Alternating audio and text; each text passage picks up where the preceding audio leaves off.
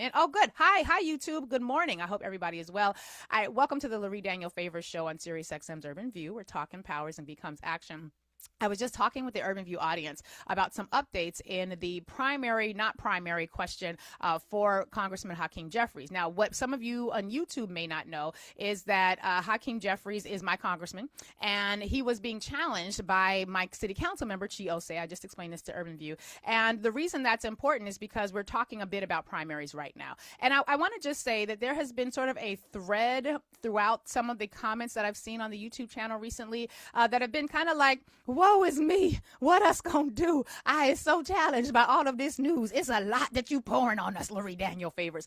And I was talking about this with Urban View and saying that I forget that those of you who experience my content via YouTube or the podcast channel don't necessarily get the full Urban View experience where we are actively building community. We are actively engaging with each other. Because this is what you see in this 20, 30 minutes, however much it is. We have a whole 2-hour show that I do every single Monday through Friday. And beyond that, we are also, those of us who are a part of the Urban View family are also connected in some other online spaces as well. And that often lead to offline interactions. So we've got Narrative and Nubia, and that's Narrative with a K, Nubia with a K. I know some of you have asked me about that, but Narrative is the largest online, and again, Narrative spelled with a K, the K is silent, is the largest online learning platform for Pan-African communities. And it is amazing. It is the brainchild of Karen Hunter. Dr. Carr is prominently featured in that space where he hosts the office hours with Dr. Carr. I know you guys get to see him on In Class with Carr, but we are building community in a lot of ways, both on and offline. And I realize that in the YouTube space and in the podcast space, I don't stress that as much. So I know it can feel overwhelming for some of you who are just like, oh my God, it's the news, and here she comes with more news. Yes, you do need to know the news, but you also need to be actively engaging in community, right? So I want to encourage every single one of you who's feeling a little bit overwhelmed by the news, ask yourself, well, who are you sharing this with? One, not just in your group chats and whatnot, but who are you building with? Right now is a time for building. It's a time for organizing. And we need to be in building mode. And that means we have to understand the lay of the land. We got to understand the foundation we're trying to lay. And my brother is a civil engineer. And I remember I was asking him, like, well, so what do you really do? You know what your people do, but you don't really know what they do. And I remember early in his career, he was explaining to me that when they're going to do something, if they're going to lay down pipes, or if they're going to drain a swamp, or if they're going to build a building, they don't just have the architectural plans. They have to understand the foundation. And I was like, okay, well, I get it. You got to have the foundation. He's like, no. You got to understand the sand or the type of soil that you're building under, because certain soil requires certain types of ingredients and other soil doesn't. And if you're going to do this sort of project, you got to have this sort of understanding of the foundation. And I'm saying that to say that we have to share the news and the information, though it feels very heavy, because we got to understand the soil that we're building in. We got to understand the energy of this environment. And so I encourage you to be encouraged and to be in community, be building community. Some of the Urban View folks were just talking about the fact in one of our group chats that, it's probably hard for a lot of you out there to take all this news in if you're not already in a community organizing sort of space. So if you're not in that, I encourage you to get in one, because baby, it really does matter. Now let's get into the news of the day. Having said all that, Jasmine Crockett is an amazing Black woman. I want to start by saying that I have the utmost respect and an appreciation for her. I think she has done some amazing things. And you all may recall that a few weeks ago, in October, when she was on my show again, she announced that she was considering a Senate run. Now, I know a lot of the media, because the media heard that story. They heard the conversation that I had with Jasmine Crockett, Congresswoman Jasmine Crockett from the great state of Texas. They heard the conversation that we had. And then everywhere in the media that it got posted everywhere. It was Jasmine Crockett announces on a SiriusXM radio show that she's considering a Senate run.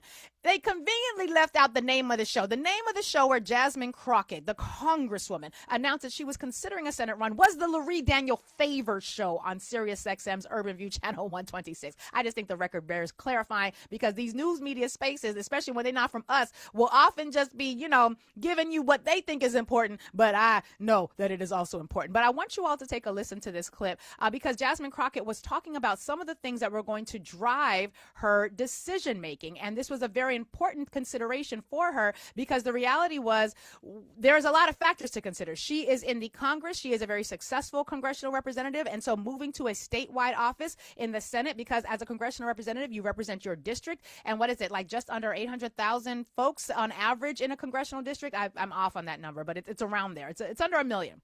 think it's under 1 million. It's low.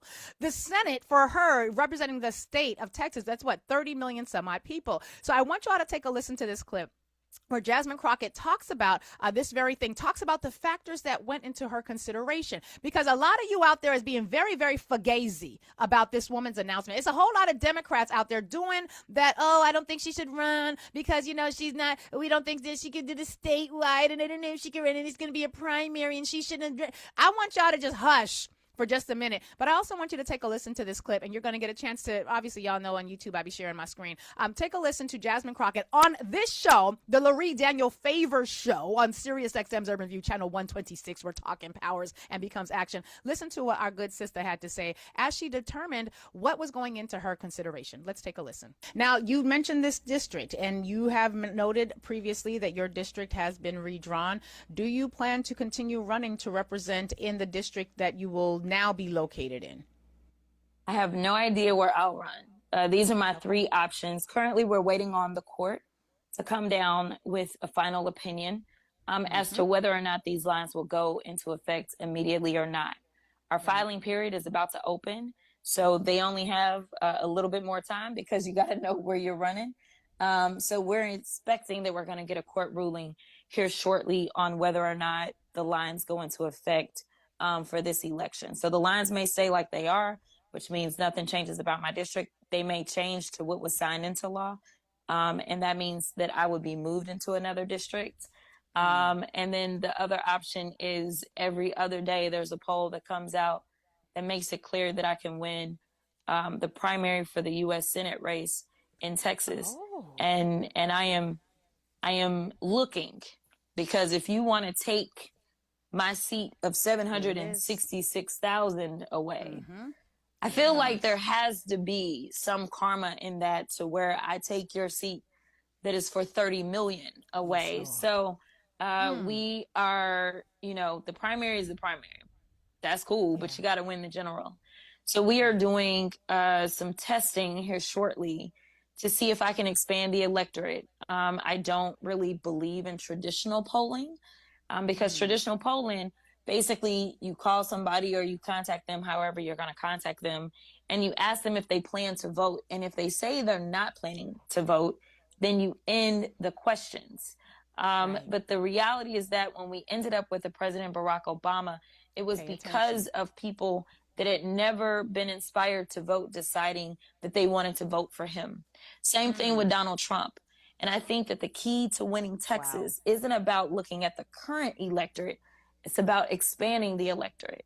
So the question will be whether or not we believe that we've got enough juice to expand the electorate, and looking at those crosstabs and looking at which demographics are more inclined to come out who normally do not vote.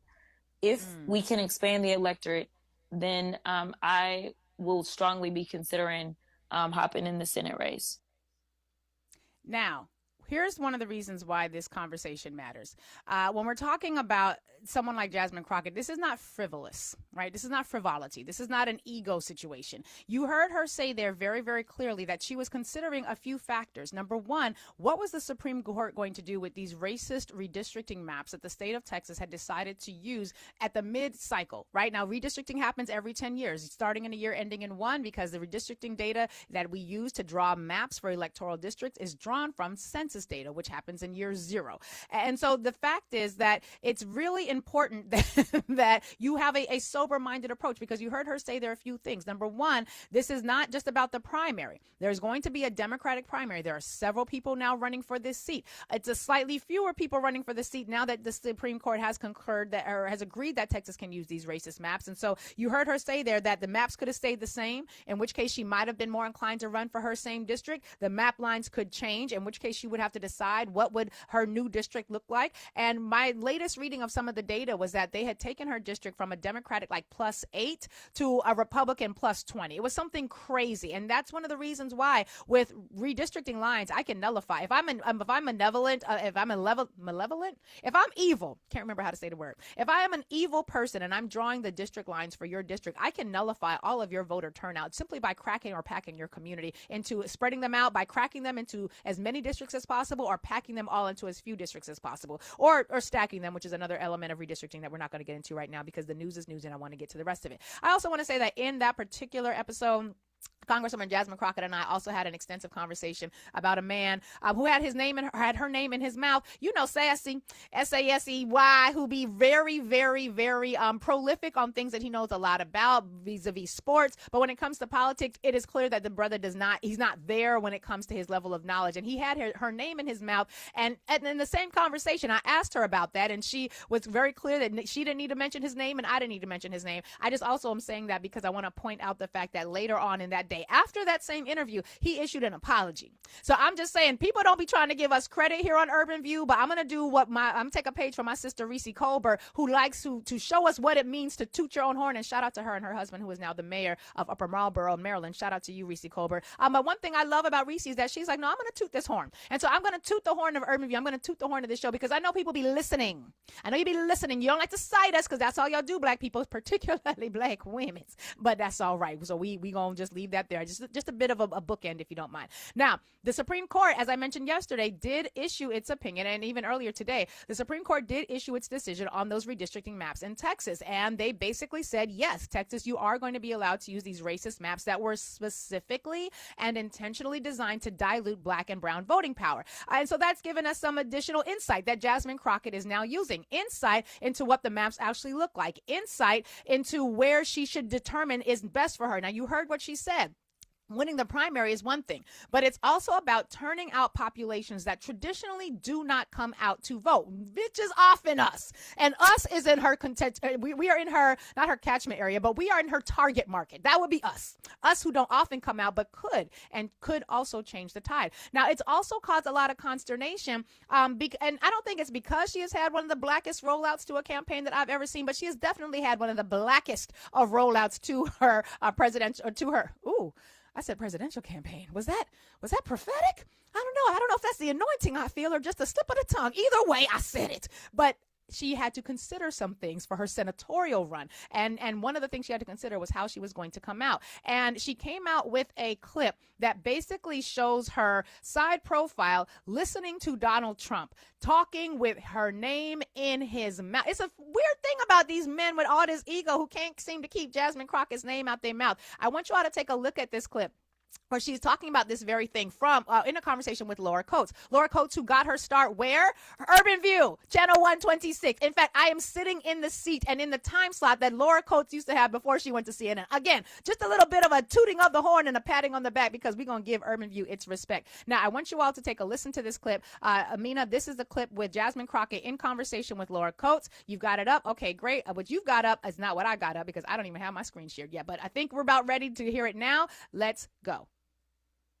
Your campaign launch video solely showcases the president insulting you repeatedly. Why did you choose that approach here? If the president cannot keep my name out of his mouth, then who is it that would be better to make sure that they are in the U.S. Senate to hold him accountable? I am the one that he is afraid of. I am the one that the Republicans fear. They can say that they don't, but my governor cannot stop tweeting about me. And I know that that is out of fear because honestly, if they really wanted me as the nominee, they would be quiet and just wait and hope to crush me. But they know my strength and they know my ability to reach people that historically have not wanted to participate in politics or had just given up. And that is how we are going to win in the state of Texas. Now, she's saying some things there because if you're trying to win in the state of Texas and you can't turn out the black vote, that might be a thing, right? If you're trying to win in the state of Texas and you can't turn out the Latino vote, it might be a thing. You should consider those things. And she then released a video that is pretty much gone viral at this point. In light of this conversation, that release campaign video has really stirred up. And she's been in some very black spaces, right? She's been in some very HBCU spaces, some very D9 spaces. And yes, let me just pause and say, she is a soror, a member of Delta Sigma Theta Sorority Incorporated, although she is running in her individual capacity. And I am commenting on that in my individual capacity. I'm just going to say, I just thought it was an additional tidbit that you should all know. I'm just saying that you should all know, not for any particular reason, because obviously none of us speak on behalf of any organization. I'm just saying it's a detail that you should know. But I want you all to get a sense as to the energy that she is bringing into this campaign. Not to say that other people are not also energized and exciting, but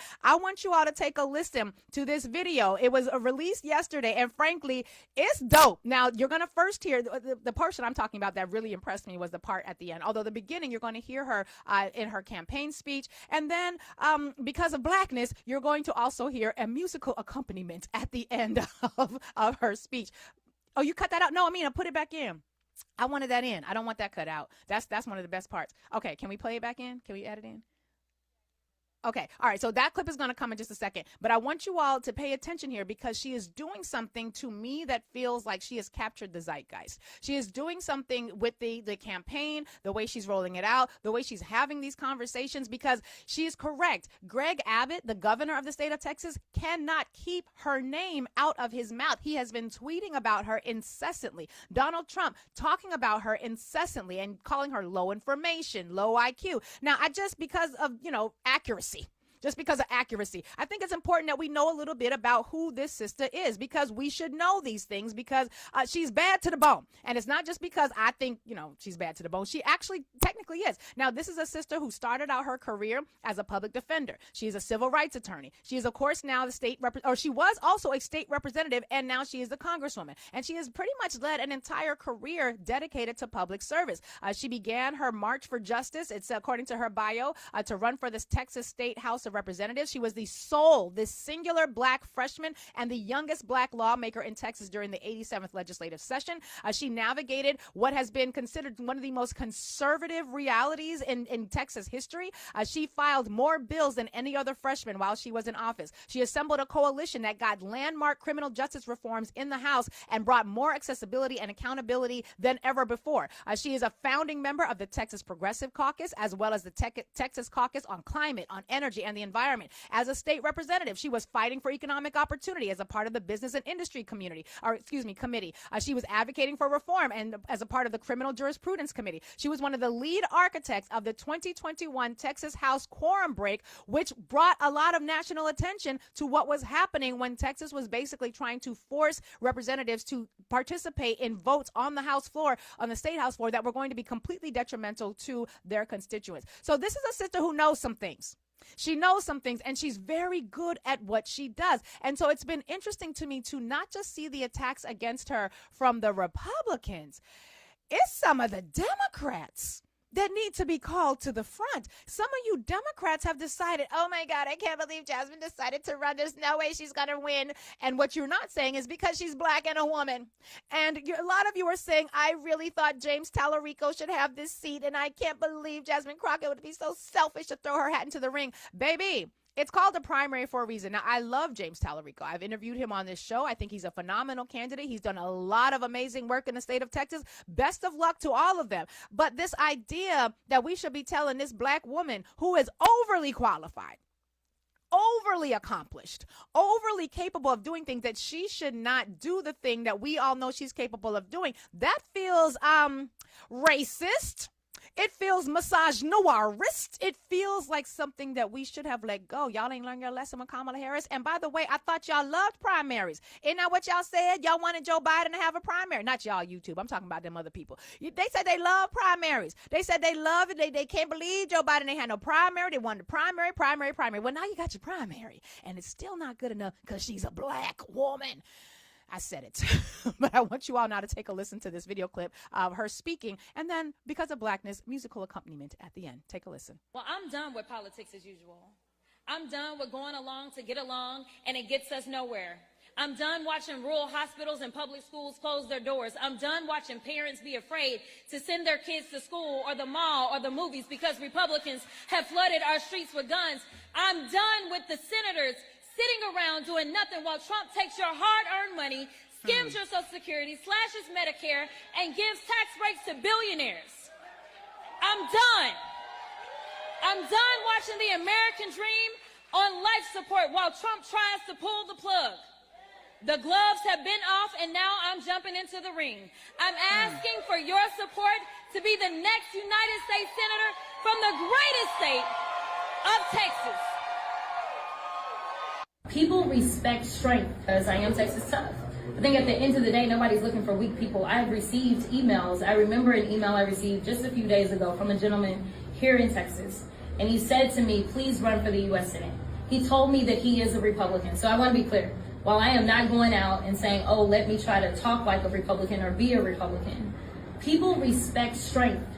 They respect people who are authentic, as everybody who's a pundit sits around and tries to figure out, how can somebody vote for Mondami and vote for Trump? How can somebody vote for AOC and vote for Trump? How can somebody vote for Obama and vote for Trump? Let me tell you something, because people are looking for real people. They are tired of these politicians that are being told what to say, when to say, and how to say it. They want somebody that they believe is real and is going to fight for them, even if they don't believe in their policies 100%. And that gentleman told me, he said, I don't know what's happened to my party, but your clarity is needed right now. I am asking that you run, even though I disagree with you on some of your policies. I know that when you're fighting because you really believe it is the right thing to do. And I think that's what it's going to come down to. It's going to come down to making people believe again. She ain't never scared and she ain't never been. Who else willing to go toe to toe against the president? I can't wrap my head around someone who votes Republican. She advocate for feeding kids, they protect the ones touching them. Trump invaded his own country with an army, what a joke. We remember Pearl Harbor by illegally bombing boats. What y'all thought we wasn't gonna do nothing but they think again. They only trying to scare out of running cause they think she win. Listen, thought I told y'all we ain't never scared. Now look who name on the docket. Got 2 words for every racist bigot living, Jasmine Crockett. Everyone in MAGA isn't racist. Yeah, that might be true, but in all of history, I never seen a Nazi flag be blue. So which side you wanna choose? Me, I hope my money goes to the side that isn't trying to say affordabilities. I hope she stand on business, all 10 toes. Texas tough, don't need no more bad built, bleach, blonde, butch bodies moving forward. Whoo!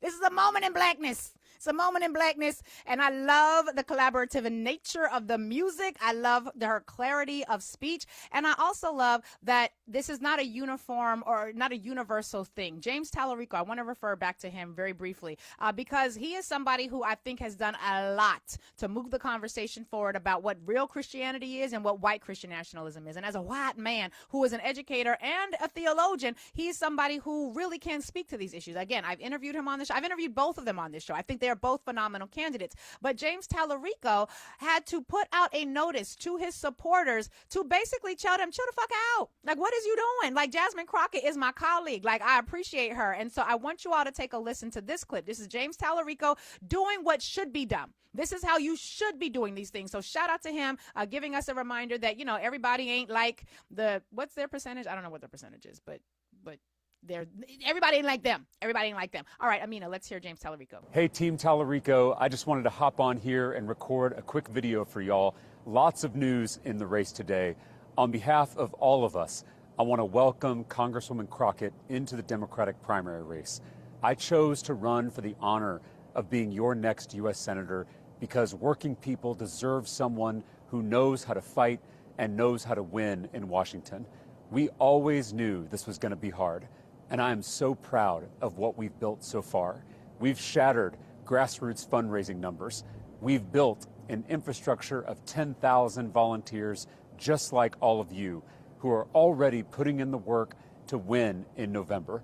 I am so proud of the community and the culture we've built here at Team Tallarico. We have always maintained that we are pro our campaign, not anti anyone else's. We will make the case for why we are best positioned to win this race in November and take power back for working people. But we will always treat Congresswoman Crockett with the utmost respect. She is my colleague and she is a leader in our state. She deserves nothing less. So now is the time. Please sign up to phone bank, send texts, learn how to host block walks. Let's go win this thing. Thank y'all. Now, that is how you're supposed to do this. That's how you're supposed to do this. Shout out to James Tallarico. Again, I liked him when I interviewed him. I thought he, as a white man, had some insights and some good things to say and was doing some really amazing work. So I am excited about this race in Texas. I think we all need to be excited about this race in Texas. I think we all need to be invested in recognizing that, 20, 30, 40, 50, 11 on them Republicans done said they retiring. They're not even running no more because they know their party is trash, and they are trash and have been a part of trash ass things. We got folks in the House, folks in the Senate who's like, not so sure, not really. Everything is in play right now. Everything is in play right now. This is 50-state strategy time, and I am wishing these candidates the best of luck in this primary. I know that Texas, y'all are not a red state. Y'all are an under-organized state. Y'all are a severely under-civic engaged state, but you also have had a lot of progressive things happen in your past, and you can definitely have it again in your future. So I just wanted to give this little, I was going to say primary. That's the wrong word. Primer is also the wrong word. I just wanted to give a little bit of attention to this particular conversation because this is going to happen a lot. You've got a lot of folks throwing their hats into the ring right now. You've got a lot. I've seen that there are record-breaking numbers of people who have signed up with groups like Emerge or Higher Heights and who are looking to really think about how they can show up electorally. You got more people running for office. This is a excellent thing. And if we can take the energy that I saw in New York City with this race for our mayor-elect Zohran Mamdani. And frankly, I told y'all I voted for him. Now, when it was time for the primary, I did not rank him very high because I thought there were other candidates that I wanted to make sure that they had some focus. But because we have ranked choice voting, which I'm a fan of, I know not everybody is, I'm a fan of ranked choice voting. Because we had that, I was able to rank my top choices, and Zohran was in there. He was not in my top, whatever, but he was in there.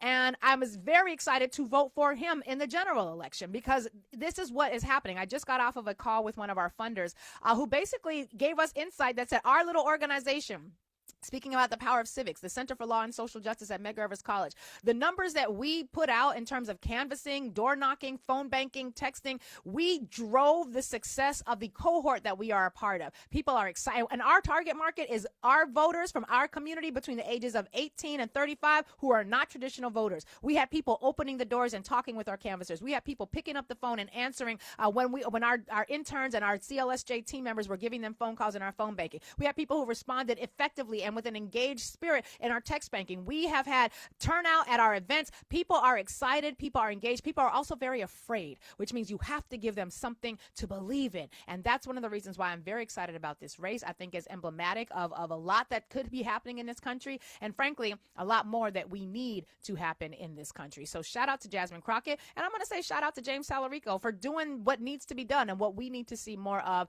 I'm looking forward to seeing how this all plays out. But you already know who's getting my coins. Shout out to Jasmine Crockett. She's getting my coins. I ain't going to Texas to volunteer. I ain't going to be knocking on no Texas doors with my Brooklyn ass, but she is going to be getting my coins. And I encourage you, if you are in Texas, sign up pick a candidate. Even if it's not the one I want you to vote for, pick a candidate and get involved. Go door knock. And part of that work of being involved, that also helps to build community. And a lot of you who have been sort of struggling with how you balance taking in the news and how you still live your life, if you had some community, if you were putting all the energy in the news that you know and putting it into work that was happening in your community, I guarantee you would be a lot more optimistic, a lot more empowered. Because as much as I share with you, and there's these, the troll signals sometimes go out and people will say, oh, here she goes fear mongering again. Baby, I want you to look at my face. Get a good look. Look at me. My name's Lurie. This is not my scared face. This is not my afraid face. This is not my fear. I don't fear monger. It's not fear mongering when I'm telling you what's true. If I'm telling you something that's happening, that is not fear mongering. That is just accurately reporting the reality. And this is not about living in fear. I know one part of the Bible says the Lord has not given us a spirit of fear, but a spirit of power, of love, and a sound mind. So I want us to be sound in our mind. I want us to be driven by love, and I want us to tap into some damn power, God damn it, in the name of Jesus. So we're going to end the show here. YouTube, we appreciate y'all. Be encouraged. And for those of you who are looking for community, seek it out. It is there for you. And if you can't find it, build it. And you will